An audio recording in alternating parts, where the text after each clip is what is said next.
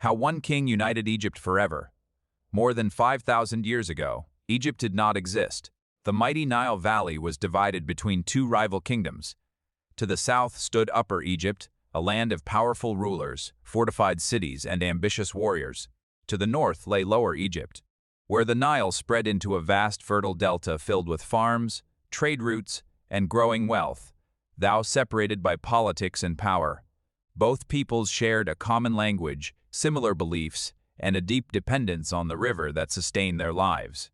The Nile was Egypt's lifeline. Every year, its waters flooded, eroding land, leaving behind rich black soil that allowed crops to flourish. Wheat, barley, flax, figs, onions, and beans grew in abundance. Fishermen filled their boats with fresh catches, while merchants carried goods between distant settlements. As food became plentiful, people began specializing in new trades. Artisans carved stone, potters crafted vessels, and skilled workers transformed raw materials into objects of beauty and utility. The Nile had created prosperity, but prosperity also created competition, and soon two kingdoms emerged. For generations, Upper Egypt and Lower Egypt competed for influence over the Nile Valley. Neither kingdom was willing to submit to the other. Both believed they were destined to rule.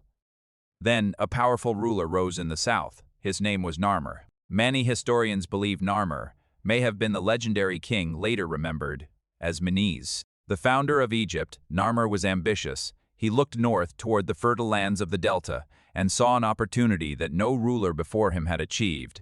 He envisioned a single kingdom stretching from the southern cataracts to the Mediterranean Sea. One people, one crown. Determined to make that vision a reality, Narmer assembled a powerful army and launched campaigns against rival rulers throughout the Nile Valley. His warriors marched north along the river, carrying shields, spears, and banners, bearing the symbols of Upper Egypt, battle after battle. Narmer expanded his influence. Some leaders pledged loyalty, others resisted.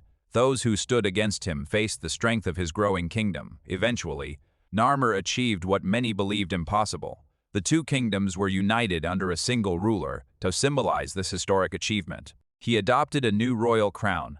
The white crown of Upper Egypt and the red crown of Lower Egypt were joined together into a single double crown. It represented more than political victory. It represented unity.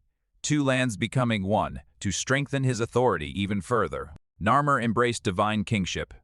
He claimed the protection of Horus, the falcon god, presenting himself as a ruler chosen by the gods themselves for the people of Egypt. This transformed the king into something more than a man. He became a sacred figure whose authority connected heaven and earth. The age of the pharaohs had begun, yet Narmer understood that unity required more than symbols and victories. The new kingdom needed a center, a capital, a place where north and south could meet. According to ancient tradition, Narmer chose a strategic location between the two regions and established a new city. That city became Memphis, situated near the boundary of Upper and Lower Egypt. Memphis would grow into one of the most important cities of the ancient world. From this new capital, Narmer ruled the two lands as one kingdom. His achievement would shape history for thousands of years.